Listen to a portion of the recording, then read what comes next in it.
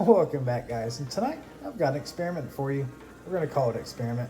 Basically, what we're doing is we are testing the factory body versus the long body for the BLF GT Nano.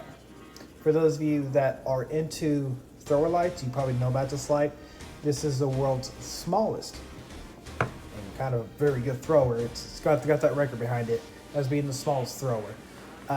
And I see a lot of people discussing the 10440 battery, a little bit smaller than AAA, versus the 10180 battery. So in this video, I'm going to be going over the throw of it, the differences in them. I've done a lot of testing, got some other sources coming in. So I guess with this said, I'm going to try to answer every question about this that I can. It should be almost all of them. And kind of give you a perspective of, is it really worth it? Or is another light better? So with that said, let's go check it out. All right, so let's get straight into it because I suspect this will be a long video with lots of talking. So as far as the small tube, this is what it looks like in my hand. It's very tiny. And just a note, what I've learned with flashlights, whatever it is in the video, it's half that size.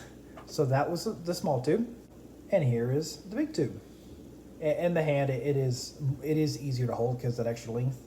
Now in the pocket, let's discuss that because that's where it really matters. Assuming you're going to be carrying this in your pocket, the size is noticeable. I mean, of course, it's noticeable. It feels about 50% more compact than a regular, just run-of-the-mill light you've got in your pocket. So about half as much. When this is in there, it's gone. You have no idea it's there until you grab it.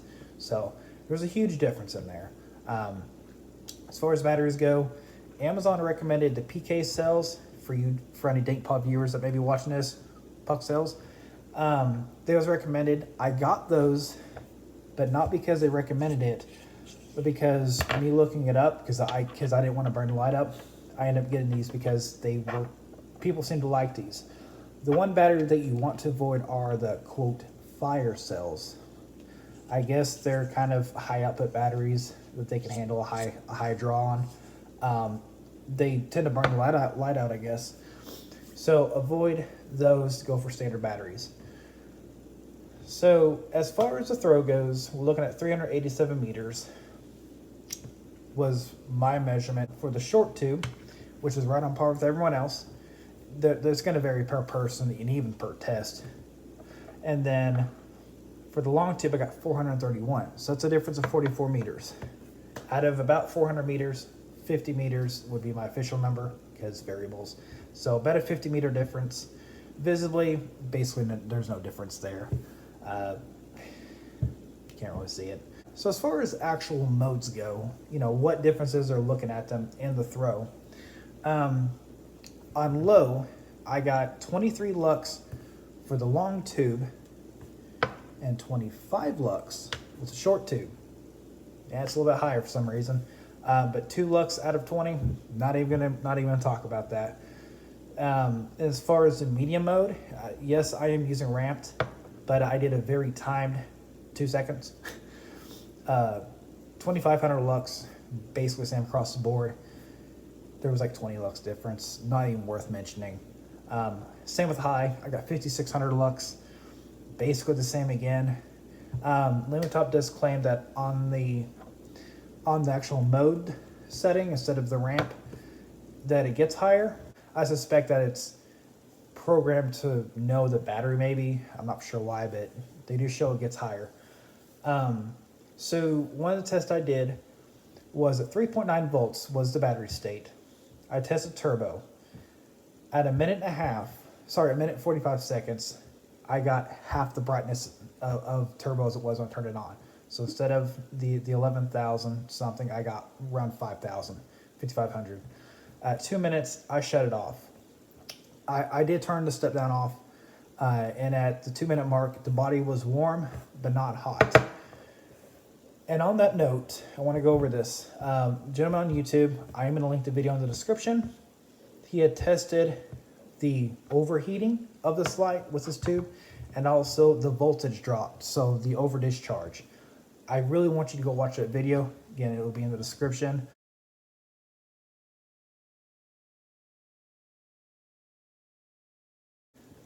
And then as far as the mode brightnesses, again, it's supposed to be higher.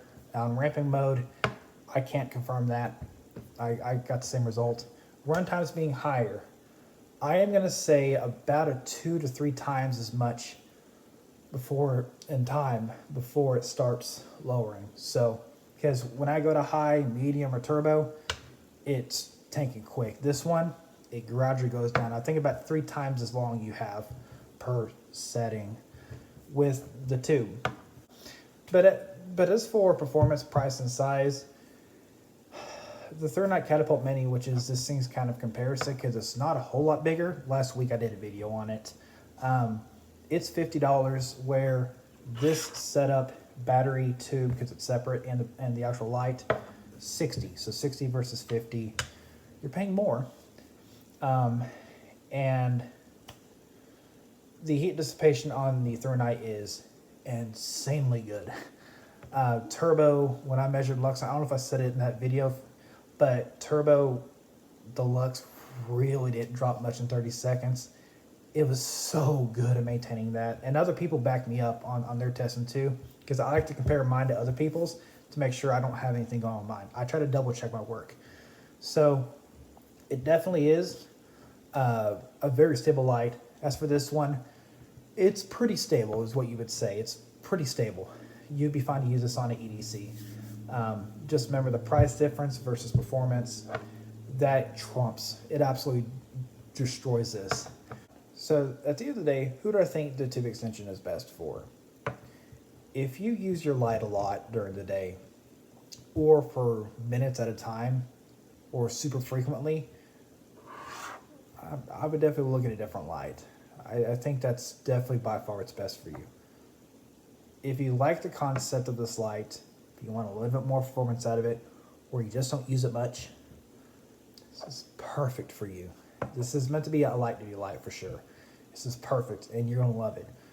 For the people who I think this is gonna work best for, if you don't run it for very often and you don't run it for very long, 10, 20 seconds to kind of look for something, like under the couch, for example, and you really love the compactness of it, with those two factors combined, it's perfect.